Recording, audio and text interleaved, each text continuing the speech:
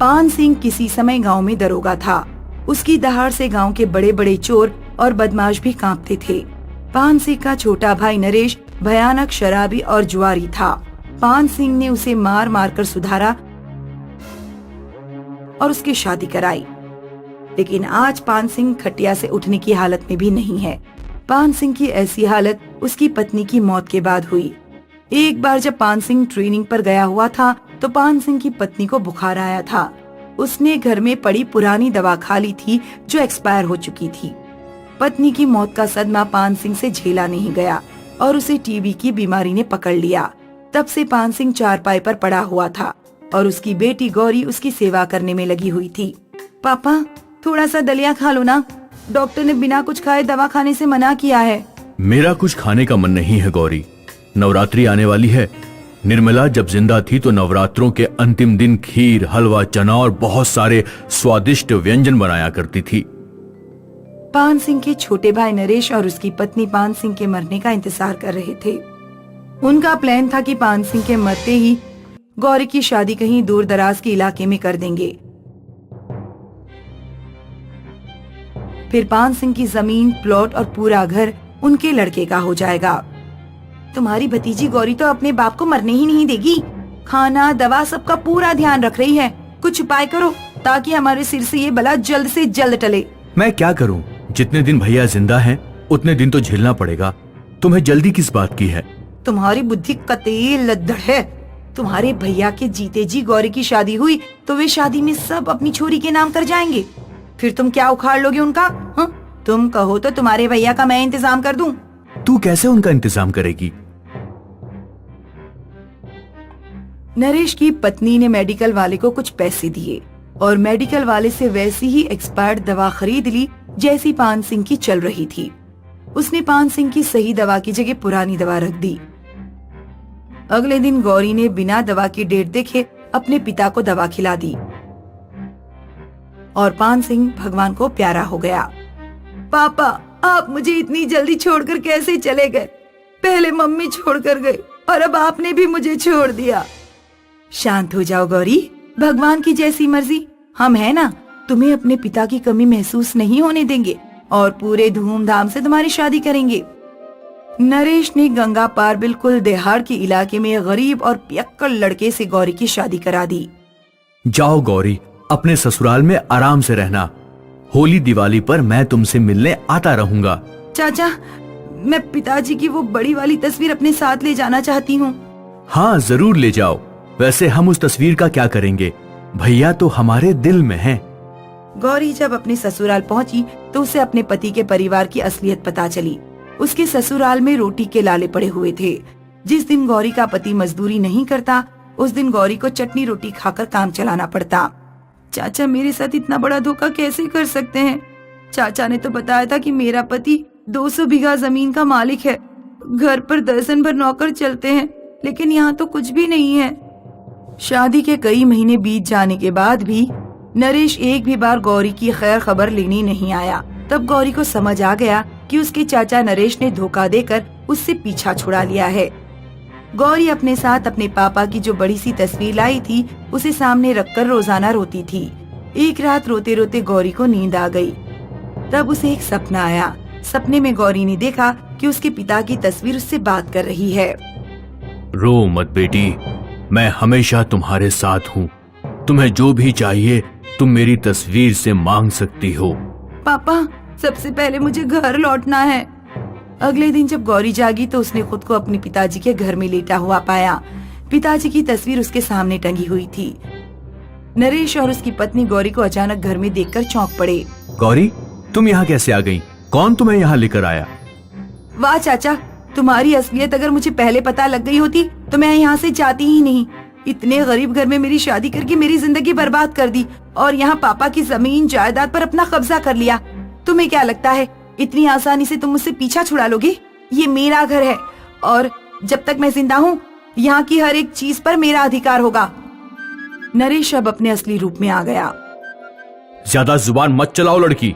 अब तुम्हारे पापा जिंदा नहीं है जो तुम्हें बचाने आएंगे। लगाऊंगा 2 हाथ तो रोने लगोगी।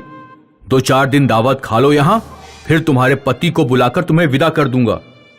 गौरी अपने घर तो पहुंच गई, लेकिन अपने चाचा का कुछ नहीं बिगाड़ पाई। वो अकेली थी और चाचा का पूरा परिवार था। उस रात गौरी फिर अपने पापा की तस्वीर के सामने रोते हुए सो गई। उसे सपना आया। मांगो बेटी, क्या मांगती हो? पापा, मुझे 7 पहलवान चाहिए जो मेरी रक्षा कर सकें।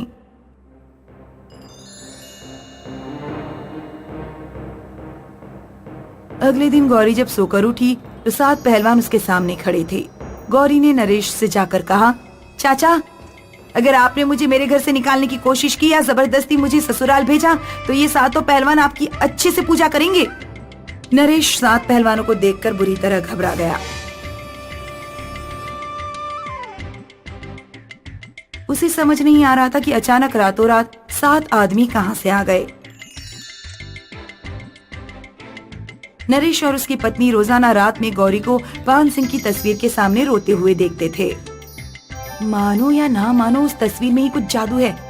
मैंने गौरी को उस तस्वीर से बातें करते हुए सुना है। चिंता ना करो, आज इस तस्वीर का अंतिम दिन होगा। उस रात जब गौरी सो गई तो नरेश की पत्नी ने 7 पहलवानों से मीठी मीठी बातें करके उन्हें जहरीली चाय पिला दी। पहलवानों के मरते ही नरेश ने पान सिंह की तस्वीर को जला दिया। अगली सुबह गौरी जब सोकर उठी तो उसने देखा कि तस्वीर जलकर राख हो चुकी है। तस्वीर के जल जाने के बाद नरेश ने गौरी के हाथ पैर बांध दिए और उसे एक कमरे में बंद कर दिया।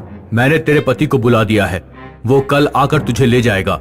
गौरी के सामने अब उसके पिता की तस्वीर तो नहीं थी, लेकिन अपने पापा को याद करते करते वो रोती रही और सो गई।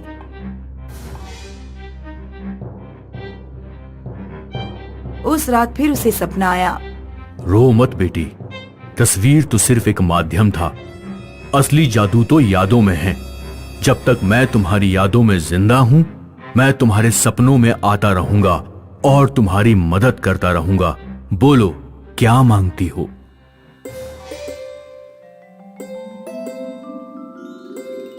इस बार गौरी ने 7 बंदूकधारियों को मांग लिया। नरेश का परिवार गौरी के घर से ऐसा भागा कि फिर कभी लौट कर नहीं आया।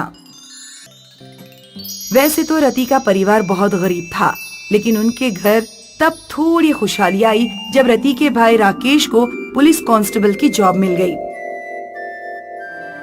रति और उसके मम्मी पापा ने सोचा कि अब उनके गरीबी के दिन दूर होंगे और उन्हें अच्छा पहनने खाने को मिलेगा, क्योंकि नौकरी लगते ही रति के भाई राकेश के लिए जगह जगह से रिश्ते आने शुरू हो गए। राकेश तब खुशी से पागल हो गया जब शहर से एक दरोगा की बेटी का रिश्ता आया। मम्मी, कल पड़ोस वाली सीमा बुआ मेरे लिए शहर से एक रिश्ता लेकर आई हैं। लड़की के पापा दरोगा हैं, दान दहेज देकर हमारा घर भर देंगे।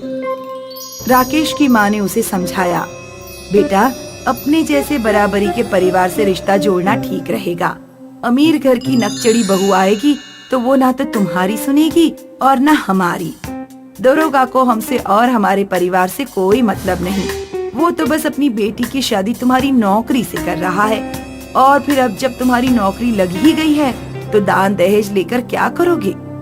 तुम्हारे अंदर अम्मा बिल्कुल दिमाग नहीं है। लड़की शादी हमसे करे या हमारी नौकरी से, बात तो एक ही है ना। और बड़े घर से हमारा रिश्ता जुड़ेगा तो हमारा पावर भी बढ़ेगा कि नहीं, बोलो? राकेश ने खूब दान दहेज लेकर अमीर घर की लड़की से शादी कर ली। राकेश की पत्नी गौरी जब घर आई तो उसने राकेश के पूरे परिवार को एक कमरे में समेट दिया और पूरे घर पर अपना कब्जा कर लिया। सब लोग कान खोलकर सुन लो, मेरा एक भी नया बर्तन, नए कपड़े, नया तौलिया, कुछ भी अपने गंदे हाथों से मत छू लेना। मेरे पापा ने दान दहेज मेरे इस्तेमाल के लिए दिया है, तुम गवारों के लिए नहीं। रति और उसके मम्मी पापा की जिंदगी पहले से भी बदतर हो गई, क्योंकि रति की भाभी राकेश को एक भी पैसा अपनी बहन और माँ पर खर्च करने नहीं देती थी। रति का कॉलेज पूरा होने वाला था। वो इस बात को लेकर परेशान थी कि वो अपनी फेवरेट पार्टी में क्या पहनेगी। क्या हुआ बेटी, आज इतनी उदास क्यों हो? माँ, कल मेरी फेयरवेल पार्टी है, सब लोग अच्छे अच्छे कपड़े पहन कर आएंगे। मेरे पास ना तो कोई अच्छा सूट है और ना ही साड़ी। बेटी, अपनी भाभी से मांग कर देख लो, उनके पास तो बहुत कपड़े हैं।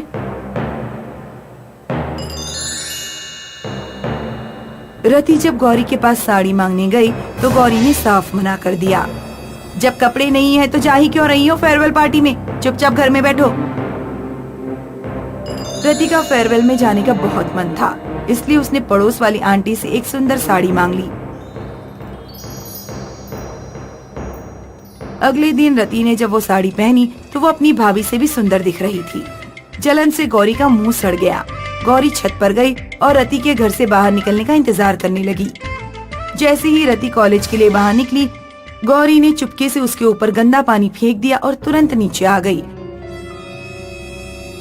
रति वापस घर लौटी तो उसकी माँ ने पूछा, क्या हुआ बेटी, लौट क्यों आई? माँ पता नहीं किसने मेरे ऊपर गंदा पानी फेंक दिया, मेरे सारे बाल खराब हो गए। भगवान का शुक्र है कि साड़ी गंदी नहीं हुई। बेटी, तौलिए से अच्छी तरह बालों को पोंछ लो, साफ हो जाएंगे। रति ने अपनी भाभी से टॉवेल मांगा। भाभी जरा अपना टॉवेल दे देंगी, हमारा पुराना टॉवेल फट चुका है, मैंने परसों ही उसका पोछा बना लिया था। औकात देखिए अपनी, तुम्हारे गंदे सड़े जुएं वाले बालों के लिए मैं अपना टॉवेल बिल्कुल नहीं दूंगी। रति उदास हो गई। उसे लगा कि वो फेयरवेल में नहीं जा पाएगी, लेकिन उसी समय गली में एक टॉवेल बेचने वाला आ गया। टॉवेल वाला टॉवेल ले लो, टॉवेल वाला टॉवेल ले लो।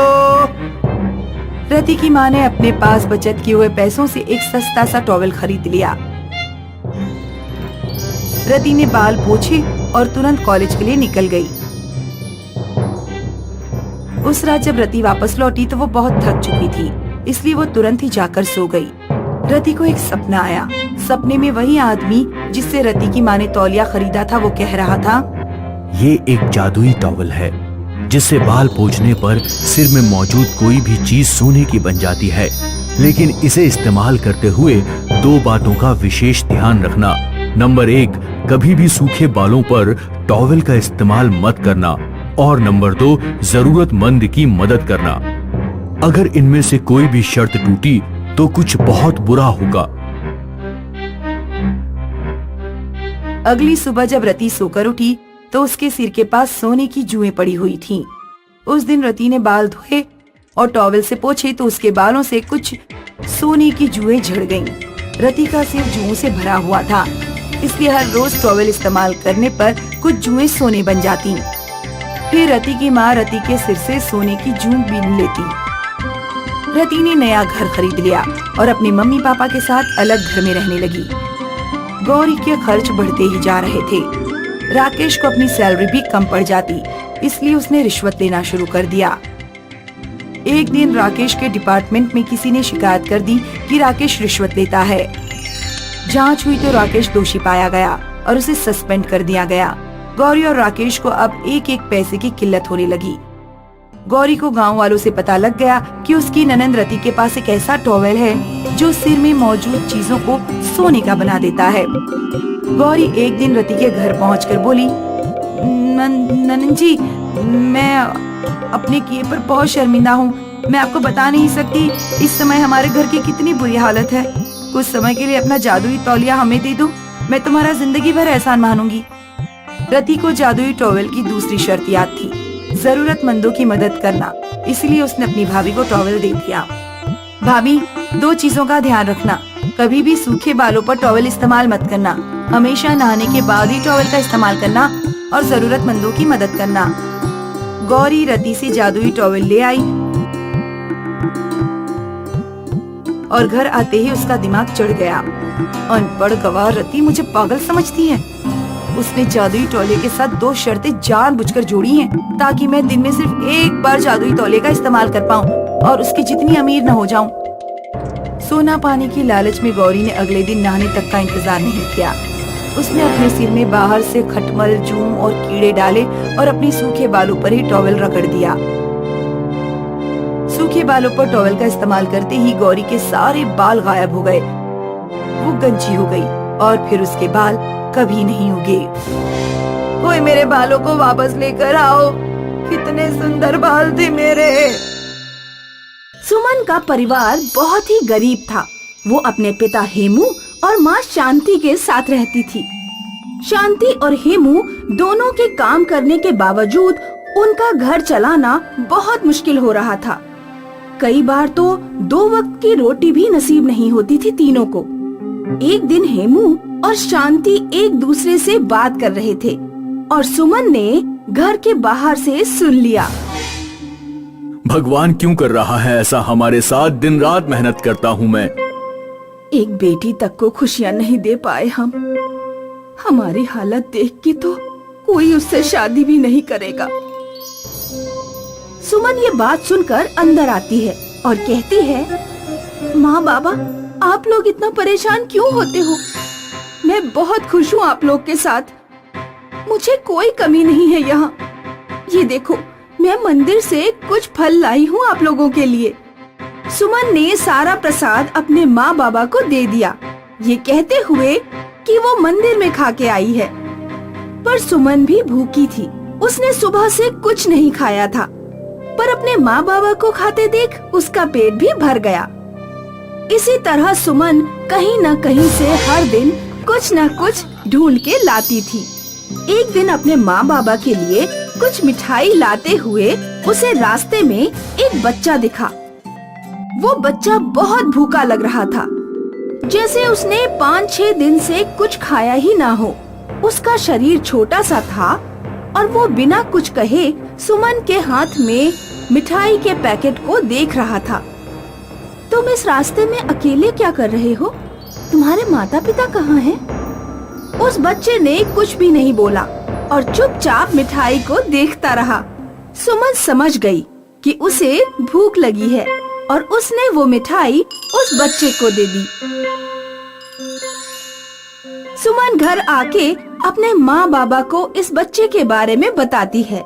उसके बाद वो भूखे पेट सो जाती है। सुबह भूख के मारे सुमन का पेट दर्द करता है और वो उठ के बाहर बैठती है। काश बस एक दिन के लिए मुझे लोगों से भीख मांगनी ना पड़ती। मैं थक गई हूँ इस गरीबी की जिंदगी से। सुमन ऐसा बोल के अपने घर के अंदर जाने ही वाली थी कि उसने देखा कि उसके सामने एक झोला रखा हुआ है। झोले के अंदर चावल, दाल और सब्जियां रखी हुई थी। सुमन खुशी के मारे रोने लग गई। हे भगवान, आपने मेरी बात सुन ली। कितने महीनों बाद आज भरपेट दाल चावल खाने को मिलेगा माँ बाबा को। हेमू और शांति जब घर वापस आए तो गर्मा गर्म खाना देख के उनकी भी आंखें भर आई। तीनों खुशी से खाना खा के बातें करने लग जाते हैं। माँ बाबा, मेरा स्कूल का आखिरी साल है। बस इस साल की फीस हम लोग दे दें तो मेरी पढ़ाई पूरी हो जाएगी और मैं काम करना शुरू कर दूंगी।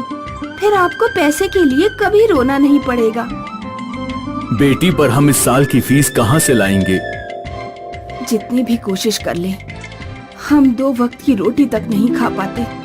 अब तो स्कूल के बारे में सोचना बंद कर दे बेटी। ऐसा मत कहिए माँ। मैंने इस जिंदगी में खुद के पैसे कमाने के अलावा और कोई सपना नहीं देखा है। मेरी पढ़ाई कंप्लीट नहीं हुई तो मैं किसी ऑफिस में काम नहीं कर पाऊंगी। जैसे ही सुमन ये कहकर रोने लगती है, उसकी एक दोस्त उसे ये बताने आती है कि उससे स्कूल की तरफ से 1 साल का स्कॉलरशिप मिल गया है। सुमन को विश्वास नहीं होता कि एक ही दिन में उसकी 2 इच्छाएं पूरी हो गई हैं। शांति अपनी बेटी की किस्मत देख थोड़ी लालची बन जाती है। वो सुमन से और 2-3 चीजें मांगने को कहती है और सुमन भी चुपचाप उसकी माँ की बात मान लेती है। सुमन सच्चे दिल से मांगती तो उसे कुछ भी मिल रहा था। शांति ने अपनी बेटी को गहने, चावल और साड़ी की इच्छा करने को कहा। माँ, अगर सच में मेरी इच्छाओं में जादू है तो मुझे ऐसी इच्छा करनी चाहिए कि सबको मदद मिले। सबको बाद में मदद करना, पहले तू मेरी इच्छाएं पूरी कर। सुमन को अपनी माँ की आंखों में लालच दिख रहा था और ये जानने के बाद सुमन बेमन से मांगने लगी चीजें। गहने प्रकट क्यों नहीं हो रहे सुमन? क्योंकि मैं सच्चे मन से नहीं मांग रही हूँ कुछ अब। पगली, तू ऐसा क्यों कर रही है? तू अपनी माँ को खुश नहीं देखना चाहती? जरूर आपको खुश देखना चाहती हूँ माँ, पर उससे ज्यादा मैं ये चाहती हूँ कि हम तीनों खुश हों। हमें सिर्फ आज की खुशी के लिए नहीं, आने वाली जिंदगी की खुशी के लिए सोचना पड़ेगा। शांति को ये बात समझ आई और उसने फिर सुमन से जबरदस्ती कोई भी चीज नहीं मंगवाई। सुमन अपने सच्चे दिल से जो भी मांगती थी वो इच्छा पूरी हो जाती थी। सुमन और उसका परिवार अब उसकी इस शक्ति से अपनी जिंदगी सुधार लेते हैं और एक गरीब की बेटी के जादुई दिल की वजह से उनकी जिंदगी बदल जाती है।